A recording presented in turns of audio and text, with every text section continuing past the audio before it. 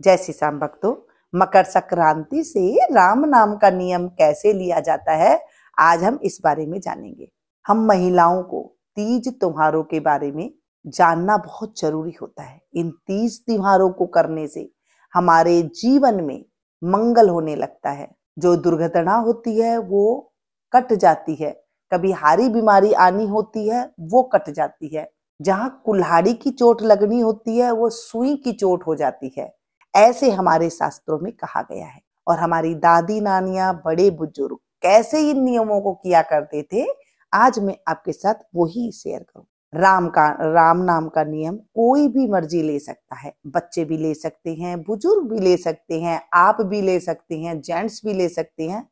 सभी के लिए ये उपकारी होता है। राम नाम का जब नियम आप ले तो मकर संक्रांति के दिन सुबह सवेरे आप मंदिर के सामने एक कॉपी और लाल पेन लेकर के बैठ जाए। कोई भी मर्जी कॉपी ले सकते हैं, मोटी ले सकते हैं, पतली ले सकते हैं, जितनी आपकी सामर्थ है उतनी आप ले लीजिए। लेना आपको लाल पेन ही है, कोई काला नीला पेन नहीं लेना है। लाल पेन से आपको राम राम राम राम ऐसे लिखना है। सबसे पहले आपको बोले रामचंद्र भगवान की जय, सिया राम जय जय सिया राम, सिया राम जय जय राम, सिया राम जय जय सिया राम, सिया राम जय जय राम। इस तरह से आपको बोलना है। और उसके बाद आपको हाथ में जल लेकर के भगवान के सामने संकल्प करना होता है कि हे मेरे प्रभु, आज मैं आपके राम नाम का नियम ले रही हूं या ले रहा हूं, इसे 1 साल से निर्विघ्न पूर्ण करना। मैं 1 साल तक ये लगातार लिखती रहूं और कोई इसमें विघ्न बाधा ना आए। आप मेरे ऊपर कृपा करना। और 1 साल बाद उसका उद्यापन कैसे करती है वो भी मैं बताऊंगा। आप रोज नहीं लिख सकते हैं। पहली बार आप करके कैसे उद्यापन कर सकते हैं और फिर इस कॉपी को आप बाद में भी लिख सकते हैं। अगर आपको उद्यापन इसी साल करना है, जैसे बुजुर्ग महिला होते हैं, है ना, हमारी दादी जी होती हैं, पड़दादी जी होती हैं, पड़नानियां होती हैं, तो वो सोचते हैं अगली साल तक क्या पता मैं रहूं या ना रहूं, तो इसी साल मेरा उद्यापन भी करा दो, तो आप उनका उद्यापन भी करा सकते हैं। जैसे हमारी नानी जी बुजुर्ग हैं तो उनको क्या करेंगे, हम कॉपी लेकर के आ गए, उनको बोल देंगे इस तरह से राम राम बोलते रहिए और लिखते रहिए। और उसके बाद जब एक पन्ना वो लिख लें, उसके बाद आपको एक पैंट शर्ट लेना है राम जी के निमित्त, या धोती कुर्ता आप ले सकते हैं। राम नाम का गमछा आप ले लीजिए एक, क्योंकि हम राम जी के निमित्त निकाल रहे हैं ना।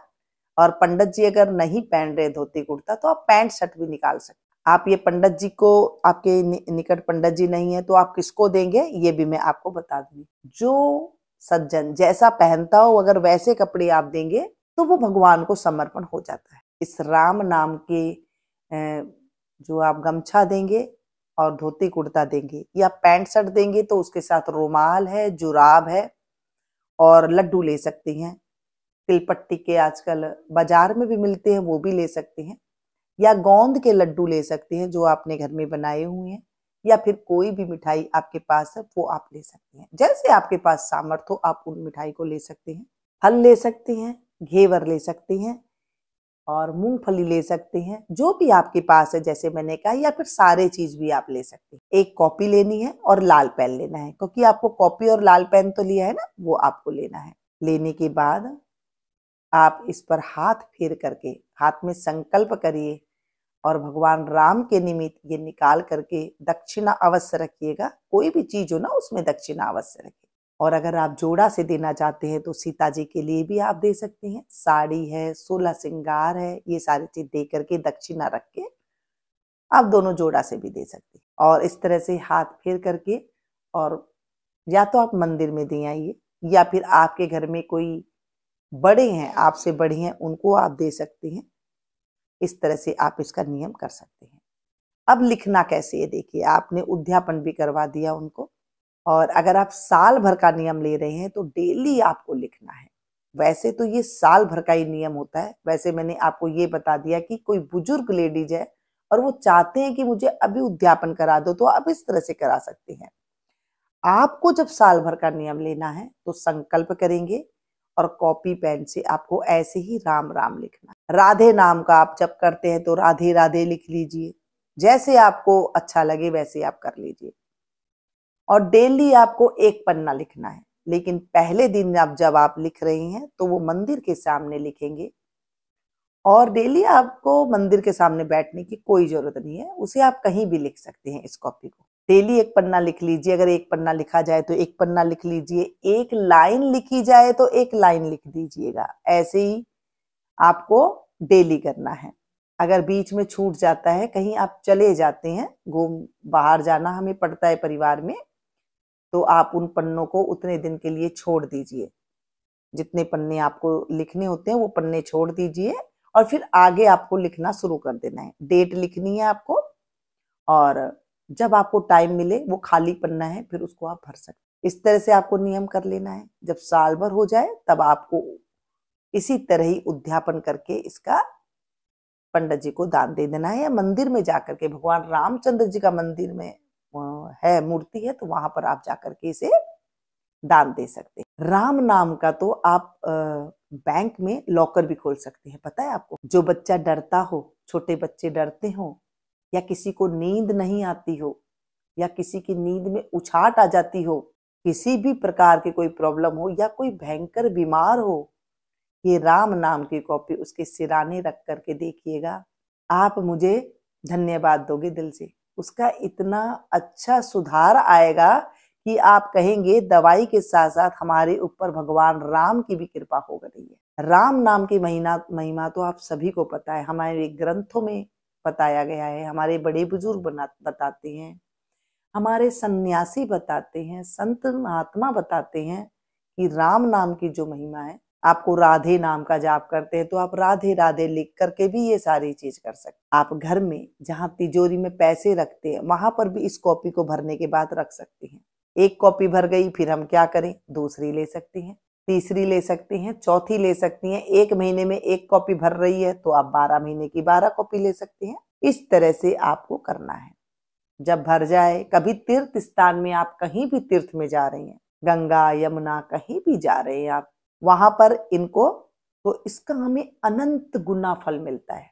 या फिर आप कृष्ण जी को जप करते हैं तो कृष्णा हरे कृष्णा हरे कृष्णा हरे कृष्णा लिख सकते हैं। या फिर आप हरे रामा राम रामा हरे हरे, हरे कृष्णा कृष्णा इस तरह भी आप लिख सकते हैं। जिन भगवान को आप मानते हैं उनकी आप इस तरह से लिख करके रखते जाएं। डेली आपको लिखना है, एक दिन भी आपको नागा नहीं करना है। और जब आपने बुजुर्ग घर में जो बुजुर्ग हैं उनको आपने उद्यापन करवा दिया है, और वो डेली भी उनको आप ऐसे ही लिखवाइए।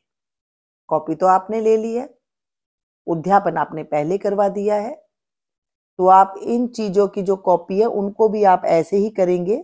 साल भर बाद कहीं तीर्थ पे जा रहे हैं तो उनको आप विसर्जित करवा दीजिए। आपको महापुण्य की प्राप्ति होती है। जिन घरों में असाध्य रोग होते हैं वो दूर होने लगते, घर में पैसे की तंगी है उसकी पूर्ति होने लगती, घर में कलह कलेश है वो दूर हो जाता है। देखिए, ये बगैर पैसे का ट्रीटमेंट है। ना हमें कभी कहीं पंडितों के पास जाने की जरूरत पड़ती है, ना ही हमें डॉक्टर के पास जाने की जरूरत पड़ती है। हमारे बुजुर्ग हमारे शास्त्रों में इतनी अच्छी वाणी से लिखे हुए हैं। तो आप इन चीजों को करिए मकर संक्रांति से, और मुझे बताइए कि मुझे आपके बारे और मुझे किस चीज पर वीडियो बनानी है। ऐसे तो लगातार वीडियो मेरी आ रही है, हजारों तरीके के नियम है। आपको जो सुलभ लगे, अच्छा लगे, वो नियम अपना सकते। ये नियम मैं तो कहूंगी बच्चों से भी करवाइए। जो छोटे बच्चे होते हैं तभी से आप इन नियमों को फॉलो करवाइए। बोले रामचंद्र भगवान की जय, कृष्ण कन्हैया लाल की जय, सिया राम जय जय सिया राम, सिया राम जय जय राम, सिया राम जय जय सिया राम, सिया राम जय जय राम, सिया राम जय जय सिया राम, सिया राम जय जय राम। बोले विष्णु भगवान की।